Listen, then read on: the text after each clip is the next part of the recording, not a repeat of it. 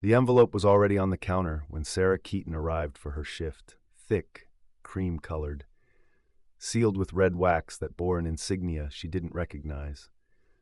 Her name written across the front in elegant, old-fashioned script that made her stomach twist with something between curiosity and dread. She hadn't opened it yet. Couldn't. Because 3 hours ago she'd learned that the old man who sat in booth 7 every morning, the one who ordered black coffee and dry toast, the one whose hands trembled when he counted out exact change, the one she'd slipped extra jam packets to when no one was looking, was dead. And now his lawyers were standing in her diner. 4 men in black suits flanked the entrance like sentries. Not lawyers. Bodyguards. The kind with earpieces and cold eyes that swept the room, cataloging exits and threats. Behind them, 2 actual attorneys in charcoal gray, expensive watches catching the fluorescent light, briefcases that probably cost more than her car. The morning regulars had gone silent, forks suspended midair, coffee cooling in forgotten mugs. One of the lawyers stepped forward. "Miss Keaton?" Her pulse hammered against her throat. "That's me." "Hey there, beautiful souls. Welcome back to Unbroken Truths. Before we dive into what happens next, and trust me, you are not going to believe where this story goes, I need to know, where are you watching from right now? Drop your city or country in the comments below. If you haven't subscribed yet, please hit that subscribe button because stories like this one, about ordinary people whose lives take extraordinary turns, are what we're all about here. And you won't want to miss what comes next. Now, back to Sarah and those lawyers. "We need to speak with you," the lead attorney said, his voice measured but not unkind, "about Mr. Raymond Corleone." Raymond. She never knew his last name. In 8 months of morning shifts, of refilling his cup before he asked, of listening to fragments of stories about a daughter who never called and a wife who died in spring, she'd only ever known him as the gentleman in booth 7. "What is this about?" Her voice cracked. "About his funeral, because I'd like to attend, if that's appropriate." This isn't about the funeral, Miss Keaton." The second lawyer opened his briefcase with a soft click that seemed to echo through the frozen diner. "This is about his will." The envelope seemed to pulse on the counter between them. "I don't understand," Sarah whispered, though a dangerous hope was beginning to unfurl in her chest. The kind of hope that people like her, people who worked double shifts and ate ramen for dinner 4 nights a week, had learned not to trust. The attorney's expression softened almost imperceptibly. "Mr. Corleone left very specific instructions. Before you open that envelope, I need to verify your identity and have you sign several documents acknowledging receipt of—" "Wait," Sarah's manager, Dale, finally found his voice from behind the counter. "What's going on here? Sarah, do you need me to call someone?" The lead bodyguard shifted his stance. "Just slightly. Just enough. That won't be necessary," the lawyer said smoothly. "This is a private legal matter. Miss Keaton, perhaps we could speak somewhere more discreet." But Sarah's hands were already moving toward the envelope. 8 months of arriving at 5 a.m. to prepare the diner. 8 months of Mr. Corleone Raymond shuffled in at exactly 7:15, rain or shine, his gray overcoat worn thin at the elbows, his shoes resoled so many times the leather was more stitches than original material. 8 months of her pouring his coffee, learning he took it black because sugar reminded him of his late wife's sweetness, and he couldn't bear the association. 8 months of small kindnesses. An extra napkin, a warm smile, the booth by the window that caught morning light just right. How could kindness lead to lawyers and bodyguards and envelopes sealed with wax? "Miss Keaton," the attorney said again, and this time there was urgency beneath the professional calm. "Before you open that, you need to understand." The wax seal broke with a soft crack. Inside, a single sheet of paper, covered in the same elegant handwriting, and beneath it, a photograph that made Sarah's breath catch. It was Raymond, but not the Raymond she knew. This Raymond stood tall and commanding in a tuxedo, flanked by men in military dress uniforms. Behind him, a mansion sprawled across manicured grounds. The caption, yellowed with age, read, "Senator Raymond Corleone at the Governor's Ball, 1987. Senator. Her hands started shaking. "Miss Keaton," the lawyer said quietly, "Mr. Corleone was not the man you thought he was. And what he's left you." He paused, glancing at the bodyguards. "Well, That's why we're here, to make sure you're protected when word gets out. Protected from what? The question came out barely above a whisper. The lawyer's eyes held something that looked almost like pity. From everyone who's going to want what he gave you. What did Raymond leave Sarah? Why does she need bodyguards? And what was a senator doing alone in a small-town diner, counting pennies for toast? Sarah's apartment was smaller than the diner's storage room. One bedroom, a kitchenette with a stove that only worked on 2 burners, a bathroom where the shower ran cold more often than hot. The kind of place you told yourself was temporary, even when you'd been there 3 years. But it was hers, and tonight it felt like the only safe place in the world. She sat on her worn couch, rescued from a curb 2 years ago, staring at the contents of the envelope spread across her coffee table. The photograph of Senator Corleone, the letter in his shaking handwriting, and the document that had made the lawyers exchange glances she couldn't decipher. Dear Sarah, if you're reading this, I've finally escaped the prison of my own making. Don't mourn me. I've been dead in all the ways that matter for longer than you've been alive. You don't know this, but I watched you for 3 weeks before I ever sat in your section. Watch how you slipped that homeless veteran extra bacon when your manager wasn't looking.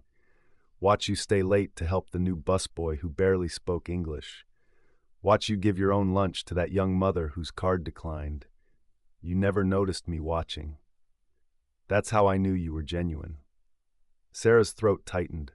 She picked up her phone, a cracked iPhone 8 she'd been babying for 4 years, and read the text from her best friend again. Jenna, girl, are you okay? Dale said lawyers came to the diner with armed guards. Call me. She should call. Jenna McLean had been her anchor since high school, the only person who knew the full weight of Sarah's reality. But how could she explain this when she didn't understand it herself? The letter continued. I was born into wealth I didn't earn and power I didn't deserve. My father was Theodore Corleone, yes, that Corleone, the shipping magnate who bought senators the way other men bought cars. I inherited his empire at 30, built it bigger, became exactly the kind of man I despised in my youth. My wife, Catherine, was the only pure thing in my corrupted life. When she died 5 years ago, something in me broke. My children, God forgive me. I raised them to value money over people, power over principles. They haven't spoken to me in 3 years. Not since I told them I was giving it all away. Sarah's hands trembled as she turned to the legal document. The words swam before her eyes. Irrevocable Trust Transfer Beneficiary, Sarah Jane Keaton Assets. Complete list attached. See Appendix A, pages 1 to 47. 47 pages. A knock at her door made her jump, papers scattering. Sarah, it's me. Jenna's voice muffled through the thin wood. She quickly gathered the documents, shoving them back into the envelope before opening the door a crack. Jenna pushed through immediately, her nurse's scrub still on from her shift at County General, her dark curls pulled back in a messy bun, her eyes wide with concern and curiosity. Okay, what the actual hell? Jenna kicked off her shoes, a habit from their years as roommates. Dale called me, said you left early, said there were men in suits, Sarah. Multiple suits, with guns. They weren't. Sarah sank back onto the couch. They were bodyguards, for the lawyers. Lawyers for Heiko. Mr. Corleone, Raymond, the old man the toast guy? Jenna's eyebrows shot up. The one you always gave free refills to? He wasn't who I thought he was. Sarah's voice came out hollow. He was, Jenna, he was Senator Raymond Corleone, as in the Corleone family, as in billions, not millions. The silence that followed was absolute. Then, I'm sorry, what? Sarah handed her the photograph, watched Jenna's face cycle through disbelief, shock, and then something harder to read.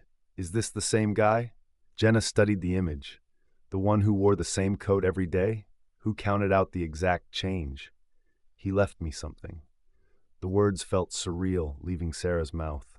In his will. That's why the lawyers came. If you're still watching, drop a comment and tell me, would you have recognized a billionaire in disguise? Sometimes the most powerful people are the ones we overlook. Subscribe to Unbroken Truths to see how this unfolds. Jenna set down the photo carefully.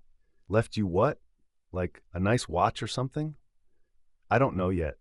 They said I need to come to their office tomorrow to go through everything. They said... Sarah's voice dropped. They said I'll need security, protection, that people will come out of nowhere when word gets out.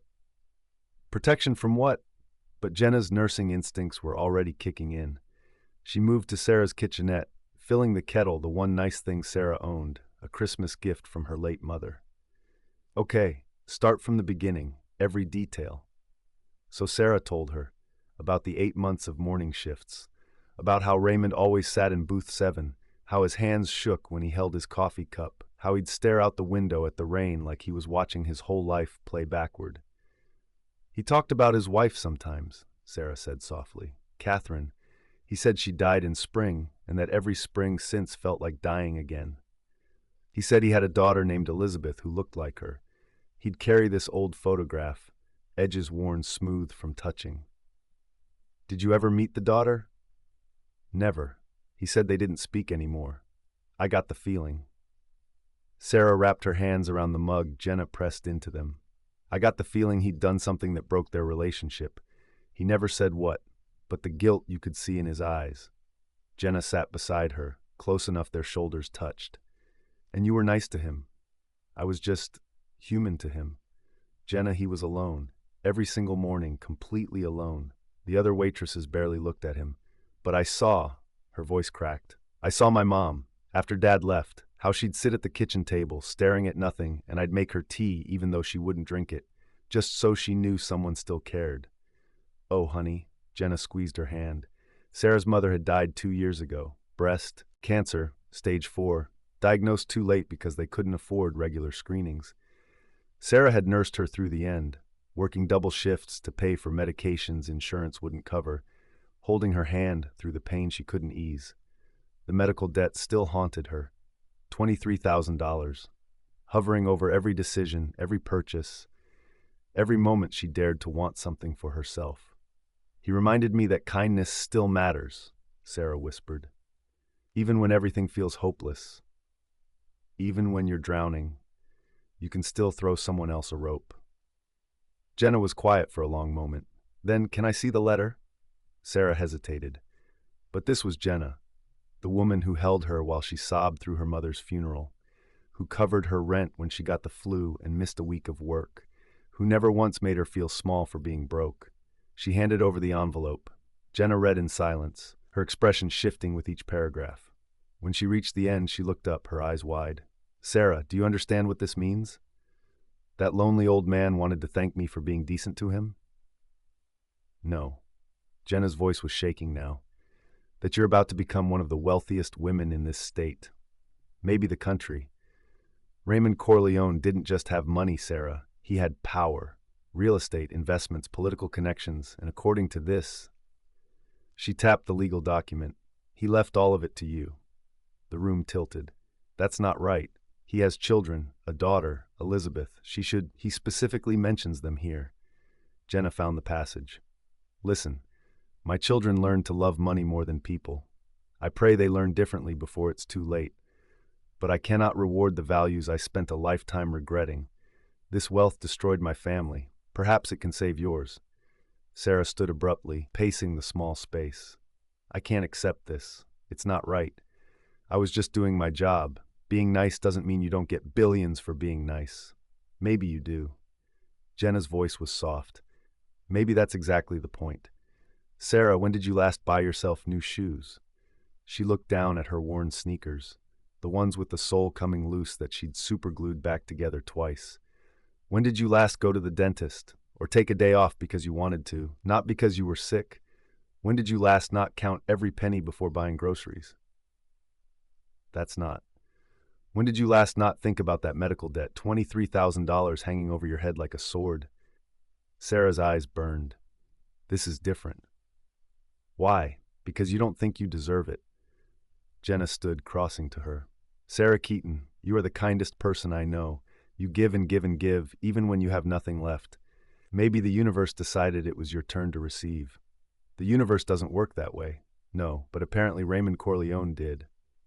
A phone buzzed. Not Sarah's ancient iPhone, but a new sound. She looked around, confused, until Jenna pointed to a sleek black phone sitting in the envelope, one Sarah hadn't noticed before. The screen lit up with a text from an unknown number. Miss Keaton, this is Thomas Ripley, senior partner at Ripley & Associates. This phone is secure and untraceable. Please use it for all communications regarding the estate. Your meeting is scheduled for 10 a.m. tomorrow at our offices. The address is programmed in.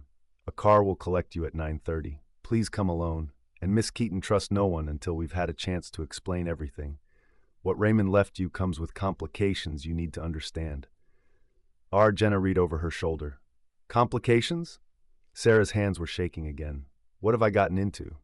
But even as she asked, a small voice in the back of her mind whispered something else. What if this is real? What if kindness really does come back? What if everything is about to change? And beneath that hope, fragile and terrifying, lay a darker question. What if Raymond's children come looking for what they think is theirs? The black Mercedes arrived at exactly 9:30 a.m. Sarah watched from her window as it pulled up to her building, a vehicle worth more than every car on her street combined. The driver stepped out, suit crisp, earpiece visible, and opened the rear door like he was collecting royalty from a crumbling apartment complex in the poor part of town. Her phone buzzed, the secure one. "We're here, Miss Keaton. Take your time." She grabbed her purse from a thrift store from 3 years ago and took one last look at her reflection. Same clearance rack jeans, same faded sweater, same girl who'd served coffee yesterday morning with no idea her entire life was about to detonate. The ride downtown took 20 minutes. 20 minutes of leather seats and tinted windows and silence so complete she could hear her own heartbeat. The driver didn't speak, didn't even look at her in the rearview mirror. When they pulled up to the building, Sarah's breath caught. Ripley and Associates occupied the top 15 floors of the Crawford Tower, all glass and steel and power that radiated from every reflective surface. The kind of building she'd walked past 100 times without ever imagining she'd step inside. Security in the lobby, metal detectors, a receptionist whose lipstick probably cost more than Sarah's weekly grocery budget. "Miss Keaton," the woman said with a practiced smile, "Mr. Ripley is expecting you to be on the 42nd floor." The elevator was glass-walled. Sarah watched the city shrink below her, her stomach dropping with each floor climbed. The doors opened to reveal a waiting room that looked like it belonged in a museum. Marble floors, original artwork, floor-to-ceiling windows overlooking the entire city. And sitting in one of the leather chairs, filing her nails with calculated boredom, was a woman who made Sarah feel instantly, acutely aware of every cheap seam in her clothing. Mid-40s, blonde hair in a severe chignon, a cream suit that screamed designer, diamonds at her throat and wrists that caught the light like captured stars. She looked up when Sarah entered, her eyes cold, appraising swept from Sarah's worn sneakers to her drugstore makeup. "So," the woman said, her voice honey over razor blades, "you're the waitress." Sarah's spine straightened on instinct. "I'm Sarah Keaton. I know exactly who you are." The woman stood, and even her posture was a weapon. Elizabeth Corleone, Raymond's daughter, the one he actually cared about before he lost his mind. The air pressure in the room seemed to drop. "I'm sorry for your loss," Sarah managed. "Are you?" Elizabeth's smile didn't reach her eyes. "My father was worth $3.2 billion when he died. His estate includes properties in 7 countries, controlling interests in 4 major corporations, and a political network that spans 3 decades, and he left it all to a girl who poured coffee. I didn't ask for. No, you just manipulated a sick old man." Elizabeth took a step closer. "You saw an opportunity and you took it.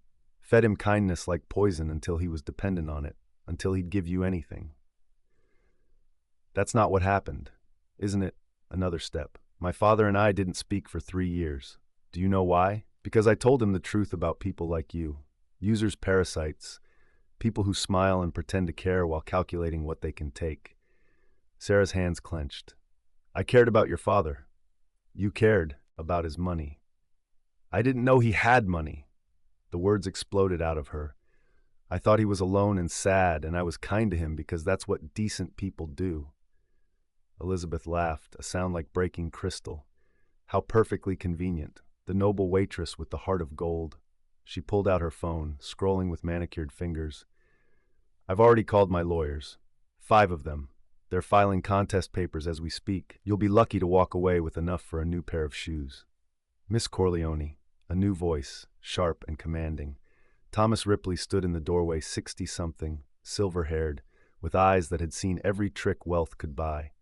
"My client's meeting is scheduled. You were not invited." "Your client?"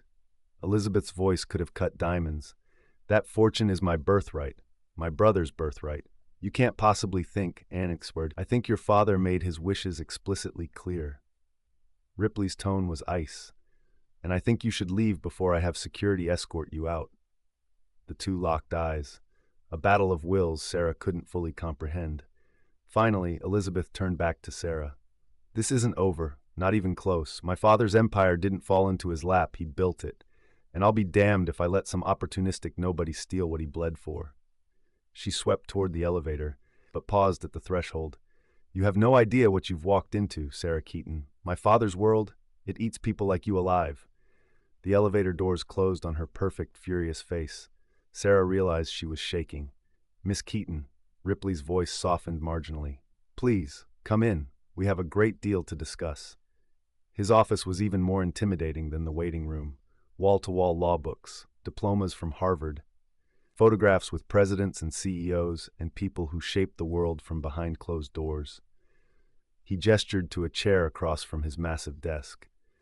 "I apologize for that. Elizabeth has been persistent since her father's death. She thinks I'm a con artist. She thinks everyone is a con artist." Ripley sat, steepling his fingers. "Her father's world taught her that. Trained her to see threats everywhere, trust no one, value nothing but power. And that's what I'm inheriting?" Sarah's voice was hollow. "That world? That depends entirely on you, Miss Keaton." He pulled out a leather portfolio. "Raymond left you a choice, one he was very specific about." He slid a document across the desk. Sarah read the first line and stopped breathing. "Option A, accept the full estate as bequeathed. Value, $3.2 billion in assets, properties, and controlling interests. Condition, you must maintain and grow the empire for a minimum of 5 years before liquidating any assets." Option B, decline the inheritance. All assets revert to the Corleone Foundation, to be distributed to charities of Raymond's choosing. Her vision blurred. "He's making me choose. He's giving you freedom." Ripley leaned forward. "Miss Keaton, Raymond's 40 years building an empire that destroyed his soul. He was brilliant, ruthless, and by the end, utterly alone. He left you this fortune because 8 months of your kindness reminded him what it felt like to be human. Then why not just give it all to charity himself? Because he wanted to give you the choice he never had. The choice between wealth and integrity, between power and peace. What would you choose? Drop your answer in the comments. And hit subscribe. You need to see what Sarah decides and what happens when word gets out." Sarah's real phone, not the secure one, buzzed in her purse. A text from Dale at the diner. "Sarah, 2 reporters just came in asking about you and some billionaire. What's going on?" Her blood went cold. "How did the press find out already?" Ripley's expression darkened. "Elizabeth. She called them the moment she learned of the will. By tonight, your face will be on every news station in the state. Tomorrow, the country. But I haven't even decided that. It doesn't matter. You're the story now. The waitress who inherited billions. People will come out of nowhere claiming they knew you, helped you, deserve a piece of what you've been given. Your life as you knew it?" He met her eyes. "It's already over." The room spun. "There's something else." Ripley pulled out another document. This one older, edges yellowed. "Raymond left you a letter. One he wrote specifically for after you learned the truth. He said you'd need to read it before making your decision." Sarah took it with trembling hands. Raymond's handwriting shakier than the first letter, but unmistakably his. "Sarah, by now you know what I've left you, and you're terrified. Good, you should be. This money destroyed my family, corrupted my values, turned me into something I despised, but it also built hospitals, funded schools, saved lives I'll never meet. I'm giving you this burden because I saw something in you I lost decades ago, the ability to have power without letting power have you. But here's what you need to know. My son Nathan is dangerous. My daughter Elizabeth is ruthless. And there are people in my network who've made fortunes from my connections who will do anything to maintain their access to the empire. Choose carefully, Sarah, and whatever you choose, trust no one, not even the lawyers." Our Sarah looked up slowly at Thomas Ripley. He smiled, but it didn't quite reach his eyes. "So," he said softly, "what will it be, Miss Keaton? Fortune or freedom?"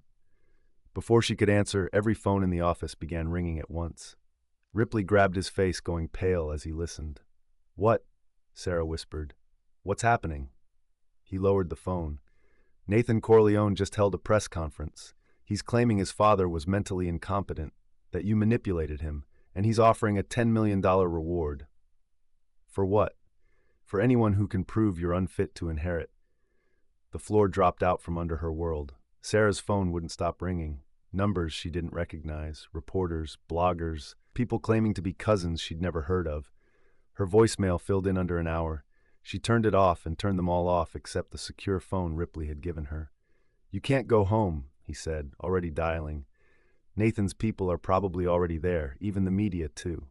"Then where?" "I have a safe house downtown, top floor, complete security. You'll stay there until this settles." "Settles?" Sarah's laugh was borderline hysterical. "A billionaire's son just put a bounty on my head. A reward for information, legally distinct." Ripley's tone was clinical, like he'd handled this before. "But yes, effectively a bounty." The secure phone buzzed. A text from an unknown number. "They're digging into your past. Every job, every friend, every mistake. Run." A friend. Sarah showed it to Ripley. "Who is this?" His jaw tightened. "I don't know. But they're right. Nathan has private investigators, forensic accountants, and a PR team that could make a saint look guilty." "I haven't done anything wrong." "Doesn't matter. They'll find something. A parking ticket you forgot to pay, a tax form filed late, that time you called in sick but weren't actually sick." He packed documents into his briefcase. "Perfection isn't the standard. Reasonable doubt is." The safe house was a penthouse that made her apartment look like a closet. Marble everything. Floor-to-ceiling windows overlooking the city. A kitchen she didn't know how to use. And silence. Thick, suffocating silence, broken only by the hum of climate control. Jenna arrived an hour later, escorted by one of Ripley's security team. She burst through the door, pulling Sarah into a fierce hug. "I saw the news. Nathan Corleone is a snake. His press conference, Sarah, he made you sound like a predator." "Maybe I am." Sarah's voice was hollow. "Maybe I saw a lonely old man and part of me knew." "Stop." Jenna gripped her shoulders. "You were kind because that's who you are. You don't have a manipulative bone in your body." "Then why does everyone think I do?" The TV was on in the background, muted but visible. Sarah's driver's license photo plastered across the screen. Underneath, "Waitress inherits billions." Con artist or lucky break? A knock at the door made them both jump. Security checked, then admitted a woman in her 30s. Expensive suit, pixie cut, eyes sharp as broken glass. "Miss Keaton, I'm Diana Vance, Crisis Management."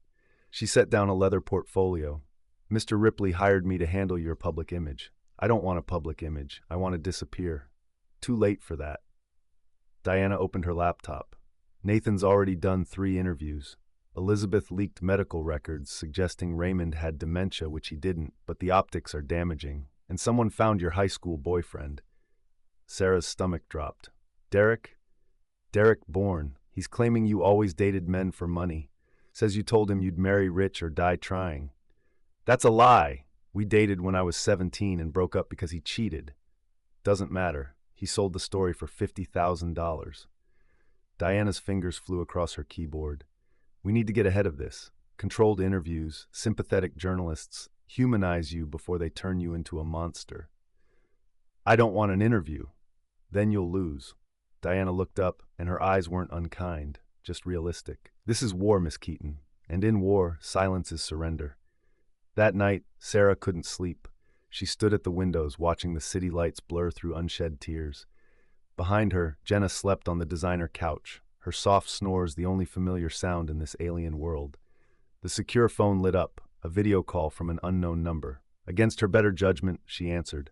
A man appeared on screen. Late 30s, Raymond's eyes but harder, colder. Nathan Corleone. "Miss Keaton." His smile was all teeth. "We should talk. I have nothing to say to you. Not even about the offer I'm prepared to make." He leaned back in what looked like a leather chair, expensive scotch in hand. $100 million cash. Walk away from the estate, sign a non-disclosure agreement, and you'll never have to work another day in your life. Sarah's heart hammered. "Your father wanted." My father was a sentimental old fool at the end. You caught him in a moment of weakness." Nathan's voice dropped, intimate and dangerous. "But here's what you need to understand. I've spent my entire life preparing to run the Corleone Empire. I know every business partner, every political connection, every skeleton in every closet. You're a waitress playing dress-up in a world that will destroy you. Then why offer me anything?" His smile widened. "Because I'm not without mercy. Take the 100 million. Disappear. Live whatever small life makes you happy. Because if you fight me," the smile vanished, "I will dismantle your entire existence. Every friend will abandon you. Every job prospect will evaporate. I will make sure you regret the day you ever smiled at my father." The screen went black before she could respond. Sarah stood there, shaking, Nathan's words echoing in the silence. $100 million. Enough to solve every problem she ever had. Enough to never worry again. But Raymond's voice whispered in her memory, "I'm giving you this burden because I saw something in you I lost decades ago. The ability to have power without letting power have you. If someone offered you $100 million to walk away from what's right, could you do it? Comment below, and please subscribe to Unbroken Truths. This story is about to get wild." She looked down at the legal documents Ripley had left. Option A, option B, fortune or freedom. But maybe there was a third option. Maybe there was a fight. The meeting with Raymond's former business partner changed everything. His name was Vincent Vega. 70 years old, retired, living in a modest house on the outskirts of town. When Sarah and Ripley arrived, flanked by security, he was waiting on his porch with coffee and a manila folder that looked decades old. "You're the girl," he said simply. "The one Raymond couldn't stop talking about." Sarah blinked. "He talked about me?" "Every week for the last 8 months he called me every Sunday." Vincent gestured to them inside. Said he'd finally found someone who saw him as human instead of a bank account. The living room was simple, comfortable. Photos of grandchildren covered every surface of a life built on love instead of money. Vincent sat heavily in his chair. "Raymond and I built the Corleone Empire together. 40 years ago, we were nobody, just two kids with big dreams and bigger ambitions." His eyes went distant. "But somewhere along the way, Raymond forgot why we started. The business became everything. His marriage suffered. His kids learned to value things over people." "Why are you telling me this?" Sarah asked. "Because you need to know the truth about what you inherited." Vincent opened the folder. Inside were photographs, documents, newspaper clippings yellowed with age. "The Corleone fortune wasn't built clean, Sarah. Raymond made deals with people who didn't ask questions, politicians who looked the other way, business partners who played dirty." Ripley leaned forward. "Vincent, if you're suggesting—" "I'm not suggesting, I'm telling." Vincent's voice hardened. 3 of Raymond's biggest properties were acquired through coerced sales. 4 of his government contracts came from bribes, legal bribes, campaign contributions, but bribes nonetheless. And his shipping empire. He pulled out a photograph. "This warehouse, 1987. Raymond stored materials for a defense contractor that was later convicted of fraud. He knew. He looked the other way." Sarah's stomach turned. He was corrupt. He was human. Vincent's eyes softened. He made terrible choices, got in bed with terrible people. But the last 5 years of his life, he tried to make it right, started the foundation, divested from the dirty deals, reach out to the people he'd hurt. "His children stopped speaking to him," Sarah whispered, "because he told them the truth about how the money was made, about what it cost." Vincent slid a document across the table. "This is what they don't want you to see." It was a ledger, handwritten entries dating back 30 years. Names Sarah recognized from the new senators, CEOs, judges. Next to each name, dollar amounts, favors owed, secrets kept. Raymond kept records of everything, Vincent said quietly. Every deal, every compromise, every sin. He called it his insurance policy. But really, his voice cracked, it was his confession. Sarah's hands trembled as she flipped through pages. "Why are you showing me this?" "Because Nathan and Elizabeth don't just want the money, Sarah. They want this." Vincent tapped the ledger. "With this, they can continue their father's legacy, not the redemption he sought, but the empire he regretted. They'll use these connections to build power, to control people, to become exactly what Raymond spent his last years trying to destroy." Ripley was already on his phone. We need to get this to a secure location, now. There's more. Vincent pulled out a USB drive. Digital copies, everything, bank records, wire transfers, recorded conversations. Raymond documented it all, and he left instructions. He handed Sarah a sealed letter, her name on the front in Raymond's shaking hand. She opened it with trembling fingers. Sarah, if Vincent is showing you this, then you've chosen to fight. I'm proud of you. And I'm sorry. This empire is built on compromise and corruption. My children want to continue that legacy because it's all they know. But you have a chance to burn it down, to liquidate everything, expose every dirty deal, and use the money to actually help people instead of controlling them.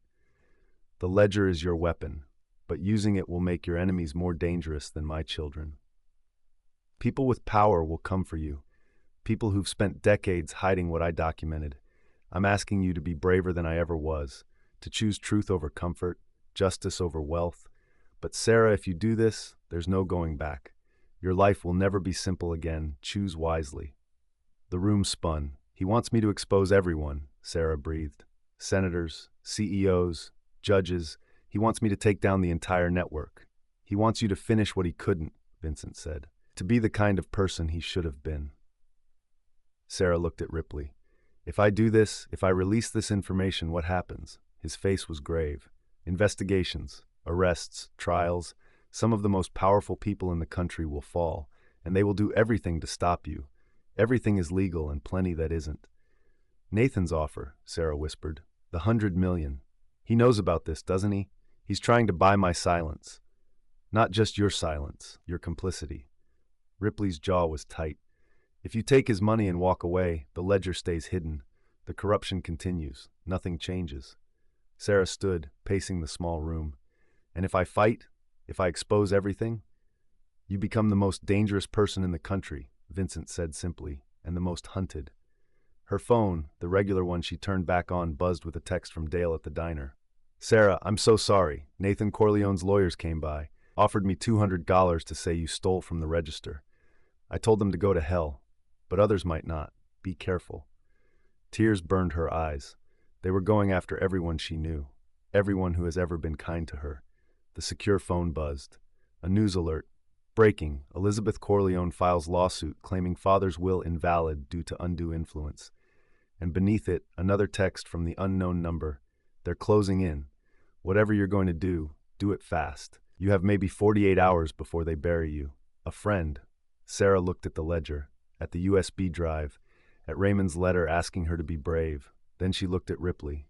I need a press conference, she said quietly. Tomorrow. Prime time. Every major network. Sarah, Jenna's voice was choked with fear. If you do this, I know. Sarah met her best friend's eyes. But Raymond was right. I spent my whole life being kind because I couldn't afford to be powerful. Now I have real power, and if I don't use it to tell the truth, her voice strengthened, then I'm just another rich person choosing comfort over courage. Ripley studied her for a long moment, then nodded. I'll make the calls. Would you risk everything to expose the truth? Drop a comment and let us know. And subscribe because what happens next will blow your mind. Vincent stood, gripping Sarah's hand. Raymond chose well. He always said you reminded him of Catherine, his wife. Not because you looked like her, but because you had what she had, a spine made of steel wrapped in kindness. As they left Vincent's house, Sarah's phone exploded with notifications. Nathan's PR team was already spinning a story. Waitress plans smear campaign against grieving family. But Sarah didn't care anymore. She had 48 hours to prepare. 48 hours before she either changed everything or lost it all trying. The lawsuit hit at 6 a.m. Elizabeth's lawyers filed a 347-page complaint alleging fraud, manipulation, elder abuse, and undue influence. By 7 a.m., every news station was running the story. By 8 a.m., Sarah's face was on the cover of every major newspaper with headlines that made her stomach turn. Billion-dollar con. Waitress accused of exploiting dying billionaire Corleone. Children fight back. She poisoned our father against us. Sarah sat in the penthouse, watching her character assassination play out in real time on 6 different screens. Diana Vance paced, phone pressed to her ear, her voice tight. No, we're not canceling the press conference. Tomorrow, 7 p.m. as scheduled. What do you mean you're pulling out? She covered the phone. NBC just dropped us. They're worried about liability. Ripley slammed his laptop shut. 3 more of Raymond's former business partners just issued statements supporting Nathan and Elizabeth. People I know Raymond trusted. They're covering their own asses, protecting themselves in case you release that ledger. How did they know about the ledger? Sarah's voice was hollow. Someone talked, or someone's been watching us. Ripley's face was grim. We have a leak. The secure phone buzzed. Another message from the unknown number. Your diner friend Dale just got fired. Nathan bought the building. Everyone who helps you will pay. Get out while you can. A friend. Sarah's hands shook. Dale? No, he didn't do anything. It's a message, Jenna said quietly from the couch where she'd been sitting in stunned silence. They're showing you what happens to people in your orbit. Another buzz. This time a photo. Sarah's apartment. The door kicked in. Everything destroyed. Furniture overturned, belongings scattered, walls spray-painted with a single word, thief. They broke into my home, Sarah whispered. They destroyed. It gets worse. Diana turned her laptop around. A video was playing grainy security footage from outside the diner. Sarah, months ago, slipping extra food to the homeless veteran. The caption underneath. Caught on camera, Sarah Keaton, stealing from employer to stage kindness. That's not what happened. I paid for that food out of my tips. Your word against video evidence they've edited to look damning. Diana's expression was bleak. Sarah, they're systematically destroying your credibility, and it's working. Ripley's phone rang. He answered, his face going pale as he listened. When? How many? He hung up slowly. The IRS just announced an audit of your finances going back 7 years. Nathan has connections in the Treasury Department. I don't have finances, Sarah's voice cracked. I barely make minimum wage. They'll find something. A math error on a tax form, an unreported tip, something small they can blow up into tax fraud. The walls were closing in. Jenna's phone rang. She looked at the screen and her face went white. It's the hospital. My supervisor, she answered with shaking hands. Hello? Yes, this is what? But I don't understand. She hung up, tears spilling down her cheeks. I'm suspended pending investigation. Someone sent them photos of me here, claimed I'm involved in Sarah's scheme. They think I'm... Her voice broke. Sarah, I could lose my nursing license. No. Sarah stood, her world fracturing. No, you're not losing anything because of me. None of you are. It's too late for that, Diana said flatly. They've already won the public opinion battle. Your press conference tomorrow? Even if we find a network willing to air it, nobody will believe you. Nathan and Elizabeth have painted you as a con artist, and the evidence, manufactured or not, supports their story. Then what do I do? Sarah's voice was barely a whisper. Just give up? You take Nathan's offer. Ripley met her eyes. 100 million. Walk away. Start over somewhere else with a new identity. It's the only way to stop this. And the ledger, the corruption, the truth about what Raymond documented, gets buried. Forever. Ripley's shoulders sagged. I'm sorry, Sarah. I thought we could fight this, but they have unlimited resources, unlimited connections, and no conscience. We're outgunned. Sarah sank into a chair, her mind reeling. Everything Raymond had trusted her with, the evidence, the truth, the chance to do something right with all that blood money slipping through her fingers like water. Her regular phone buzzed, a text from a number she didn't recognize. Your mother would be ashamed of what you've become. Gold-digging trash. Then another, you deserve everything that's coming to you. And another, I hope you rot in prison. Dozens of them. Hundreds. Her phone vibrating continuously with hatred from strangers who didn't know her, didn't care about the truth, just wanted to tear her down because the story was juicy and she was nobody. Jenna wrapped her arms around Sarah as she finally broke, sobs shaking her entire body. I just wanted to be kind, Sarah choked out. I just wanted to help a lonely old man. How did that become this? Because kindness is dangerous to people who profit from cruelty, Diana said quietly. And you scared them. A knock at the door made everyone freeze. Security checked, then opened it cautiously. A woman stood there, late 60s, elegant in a simple dress, with Raymond's eyes and a face that belonged in old photographs. My name is Catherine Corleone, she said softly. Raymond's sister, and I need to tell you what my nephew Nathan is really capable of. Everyone stared. Raymond had a sister? Ripley's voice was stunned. Had, past tense. Catherine stepped inside, her hands trembling. Because as far as my family knows, I died 20 years ago. That's how I survived them. She looked at Sarah with something like pity. And if you don't listen to what I have to say, you won't survive either. Catherine Corleone's hands shook as she opened a leather journal, its pages yellowed with age. Raymond called me 2 weeks before he died, she said.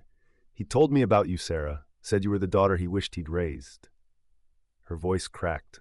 He knew Nathan and Elizabeth would come for you. He knew. That's why he left you more than money. She slid a key across the table, old brass, ornate, with numbers engraved on the side. Safety deposit box. First National Bank, registered under a shell corporation Raymond created 40 years ago. Inside is everything you need, not just the ledger, but proof of what Nathan has done. Ripley leaned forward. What kind of proof? Nathan killed someone. Catherine's words fell like stones. 10 years ago, a journalist who was investigating the family's offshore accounts. It was ruled an accident, a car crash. But Raymond knew. He had evidence, photos, emails, a recording of Nathan confessing to our father. Sarah's blood ran cold. Raymond kept that secret to protect me. The journalist was my friend. I was the one who gave her the lead. Catherine's eyes filled with tears. When Kath died, Raymond helped me disappear. New name, new life, far away from the family. He said if Nathan ever found out I was alive, he'd kill me too. Why come forward now? Diana asked. Because Raymond's death wasn't natural. Catherine looked at each of them. His medical records show he was in perfect health, no heart disease, no stroke risk, but he died of a sudden heart attack at home, alone, with no witnesses. She pulled out a document. I had a friend, a doctor who reviewed the autopsy. He found traces of potassium chloride, untraceable unless you know to look for it. Nathan murdered his own father, Sarah breathed, to stop him from testifying. Raymond was planning to cooperate with federal investigators about the corruption. He was going to bring down the entire network. Catherine gripped Sarah's hand. You're not just fighting for an inheritance, Sarah. You're holding evidence of murder, and Nathan will do anything to keep that buried. Jenna stood abruptly. Then we go to the police. Right now, we... With what proof? Ripley's voice was sharp. Catherine is legally dead. Her testimony won't hold up, and Nathan has judges, prosecutors, entire police departments in his pocket. We go to the wrong person, and Sarah disappears. Then what do we do? Sarah's voice rose with desperation. Catherine squeezed her hand. You get to that safety deposit box before they do. Get the evidence. And you don't go to the police, you go to the FBI. Raymond had one contact there he trusted absolutely. An agent who's been building a case against the Corleone network for years, waiting for the right evidence. She handed Sarah a phone number written on a napkin. Agent Claire Standish. Call her from a burner phone. Meet in public. Give her everything. She has the power and the jurisdiction to protect you while she builds the case. And Nathan, Elizabeth? Sarah asked. You let the FBI handle them, but first, Catherine's expression hardened. You hold that press conference tomorrow. You tell your story. You make yourself so public that Nathan can't make you disappear without it looking suspicious. You become untouchable by becoming unforgettable. Sarah looked at the key in her palm. Then at Ripley. Can we get to the bank? It's 9 p.m. Banks are closed. His mind was already working. But I know the regional manager. I can have him meet us there in an hour. Private entrance, full security. Diana was already typing. I'll leak to the press that you're making a major announcement tomorrow. Build anticipation. Make you the story everyone's watching. Jenna grabbed Sarah's jacket. Then let's move, before Nathan figures out what we're doing. What's in that safety deposit box? Comment your theories, and subscribe to Unbroken Truths because the next 24 hours will change everything. 2 hours later, Sarah stood in the vault of First National Bank. The safety deposit box opened before her. Inside, USB drives, folders thick with documents, photographs of Nathan meeting with known criminals, bank statements showing offshore accounts, audio recordings labeled with dates and times, and at the bottom, a letter addressed to Sarah in Raymond's handwriting. If you've made it this far, you're braver than I ever was. This evidence will destroy my son. It will shatter my family name forever. But it will also save lives. Stop corruption. Bring justice. I'm sorry I left you this burden, but I'm grateful you're strong enough to carry it. finish what I couldn't, be the hero I failed to be. Our Sarah loaded everything into a reinforced case Ripley had brought. Her hands were steady now. Her mind is clear. We go to Agent Standish first thing in the morning, she said. Then the press conference. At 7 p.m. By tomorrow night, everyone will know the truth. Sarah, Ripley's voice held warning. Once you do this, there's no taking it back. Your life. My life stopped being mine the moment Raymond left me that envelope. Sarah met his eyes. I can either run from that, or I can own it. I choose to own it. As they left the bank, Sarah's secure phone buzzed one last time. The unknown number. The box was under surveillance. Nathan knows. You have 12 hours before he moves against you. Whatever you're planning, do it fast. And Sarah, I'm sorry I couldn't protect you better. Dad. Sarah stopped breathing. Dad? What? Jenna grabbed the phone, read the message. Your father left when you were 10. He couldn't. But Sarah was already dialing the number. It rang once, twice. A man's voice, rough with age and emotion. Sarah, baby girl, I know I don't deserve to talk to you, but I've been watching over you this whole time, and I need you to listen very carefully. Nathan just sent a team to the penthouse. They're coming for you now. In the distance, sirens began to wail. They had 11 minutes. Sarah's father, a man she hadn't seen in 15 years, was suddenly barking instructions through the phone like he'd never left. Underground parking, level B3, black SUV, plates ending in 847, keys under the driver's seat. Go. How do you? Sarah started. I've been Raymond's head of security for 12 years. How do you think he found you in the first place? I told him about my daughter who worked at that diner, who had her mother's heart. Now move. They ran. Ripley, Diana, Jenna, Catherine, and Sarah sprinting through the bank's service corridors while above them, through security cameras, they could see Nathan's team flooding the main entrance. 6 men. Professional. Armed. They're not police. Catherine gasped as they burst into the parking garage. Nathan hired mercenaries. The SUV was exactly where Sarah's father said. She grabbed the keys, her hands shaking so badly Ripley had to take them. I'll drive. Everyone in. They peeled out of the garage just as Nathan's men reached level B3. Gunshots sparked off the concrete behind them. They're shooting at us! Jenna screamed. Not to kill, Catherine said grimly. To stop us. Nathan needs Sarah alive to sign over the inheritance before she didn't finish. Sarah's phone rang. Her father again. Head to the federal building downtown. Agent Standish is waiting with a protective detail. I've already sent her copies of everything from the safety deposit box. You just need to get there alive. And you? Sarah's voice cracked. Where are you? Making sure you have time to run. The line went dead. The federal building was a fortress of glass and steel, lit up like a beacon in the night. Agent Claire Standish, 40-something, sharp-eyed, with the bearing of someone who'd seen too much and compromised too little, met them at the entrance with 8 armed agents. Inside. Now. She ushered them through metal detectors and secured doors. We've been watching the Corleone family for 6 years. What you've brought us tonight, it's enough to bring down half the state's political establishment. Nathan's people tried to kill us, Sarah said, still shaking. I know. We have surveillance footage. He's done. Standish's smile was cold. But first, we need your statement. Everything Raymond told you, everything you witnessed, everything in those files. They spent the next 4 hours in an interview room. Sarah talked until her voice was hoarse about Raymond, the mornings at the diner, the lawyers, Nathan's threats, the ledger, Catherine's revelations, the murder of the journalist. Diana live-streamed parts of it with FBI approval. By 3 a.m., social media was exploding. The narrative was shifting. People were listening. At 6 a.m., the FBI raided Nathan's estate. They found him trying to board a private jet to a country with no extradition treaty. Elizabeth was arrested at her penthouse, screaming about persecution and family betrayal as cameras captured every moment.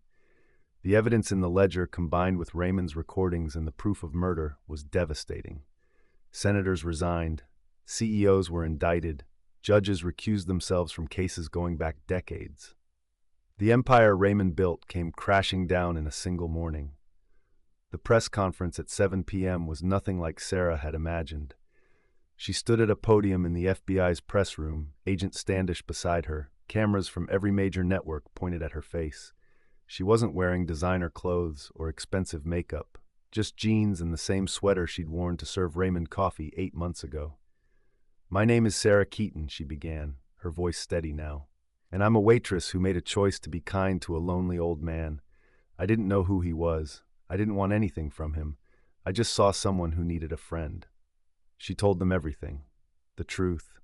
No spin, no manipulation, just the story of 8 months of morning coffee and human connection that had somehow changed the world. "Raymond Corleone left me a fortune I never asked for, and he left me a responsibility I couldn't ignore to expose the corruption he helped create and spent his final years trying to destroy." She looked directly into the cameras. "Today, with the FBI's help, that corruption is being brought to light, and every penny of the Corleone fortune will be used to undo the damage it caused." "What about you?" a reporter shouted. "What do you get?" Sarah smiled, soft, sad, genuine. "I get to sleep at night knowing I did the right thing. That's worth more than any amount of money."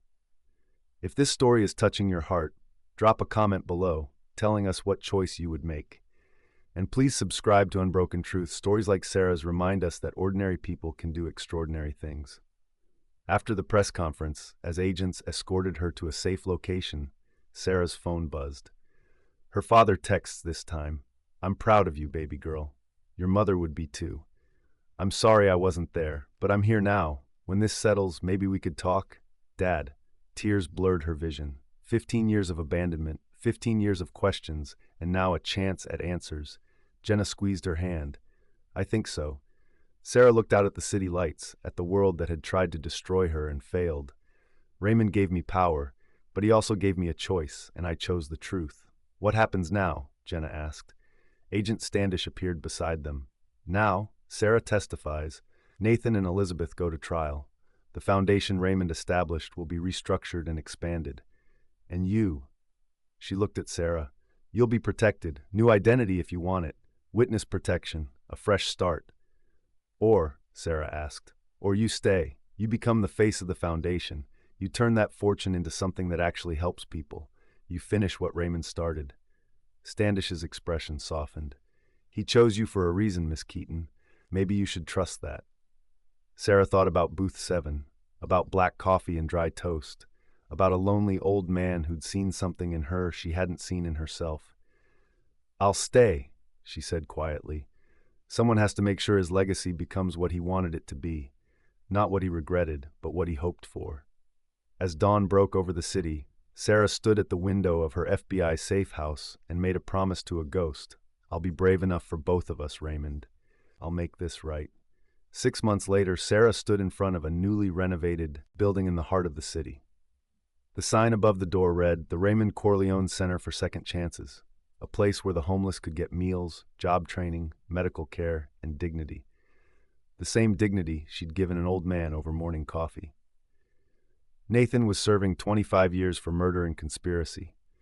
Elizabeth had taken a plea deal for 10 years and full cooperation. 17 politicians had resigned. 8 CEOs were indicted. The corruption Raymond had documented was being systematically dismantled. And the fortune? Sarah had restructured everything.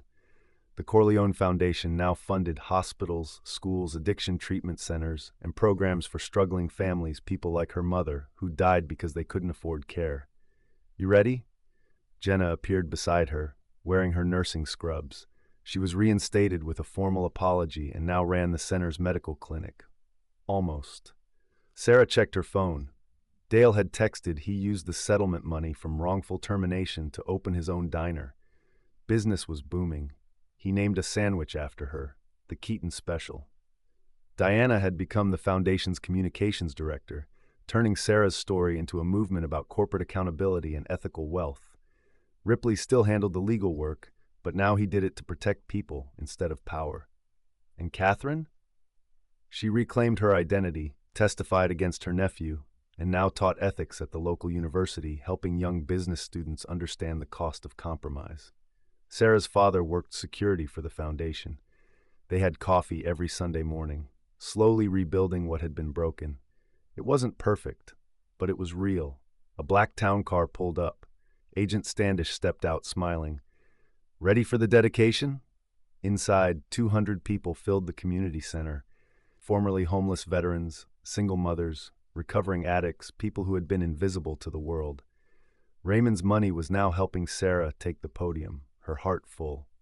8 months ago, I was a waitress barely making rent. I met a lonely old man who sat in booth 7 every morning. I didn't know he was a billionaire. I just knew he needed kindness. Her voice strengthened. He left me a fortune.